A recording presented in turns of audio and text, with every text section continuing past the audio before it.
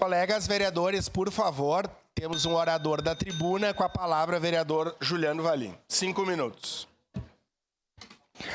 Meu nobre presidente, hoje à tarde nós temos uma atividade de extrema importância aqui na Câmara de Vereadores. Nós temos uma reunião pública, no qual estendo meu convite a todos os nobres colegas vereadores, assessoria e também a comunidade em geral, do qual nos acompanha aqui pela TV Câmara e demais redes sociais. É a 104ª Semana Municipal dos Direitos da Pessoa com Deficiência, que inicia hoje, quinta-feira, dia 21, e se estende até o dia 28 de agosto.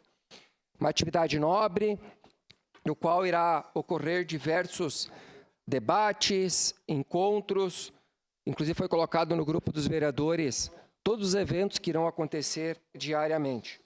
E essa reunião pública terá transmissão aí da TV Câmara hoje à tarde. E friso, é muito importante a conscientização, será debatido e também apresentado na palestra todos o sistema de pessoas portadoras de deficiência.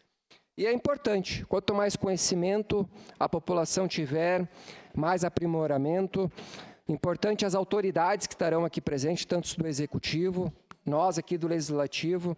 Essas campanhas só agregam valores e, claro, motivo para a gente ter processo de reflexão e, quem sabe, aí um engajamento para elaborar leis que venham agregar valores a essa população. O seu à parte, vereador Iago. De imediato, muito obrigado. Não, antes a gente trocou aqui. Antes eu não consegui falar ali por conta do tempo, mas parabenizar ali o seu discurso anterior e dizer que as coisas certas, aos poucos as coisas vão se ajeitando e tudo certo, nada resolvido, né? Aqui dentro é bastante assim.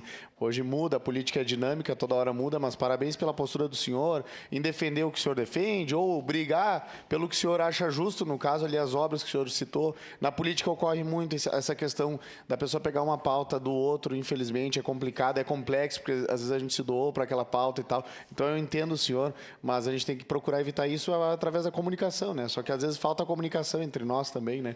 Mas conta com o meu apoio, seria isso. Muito obrigado. Obrigado, vereador Iago, pelas suas considerações.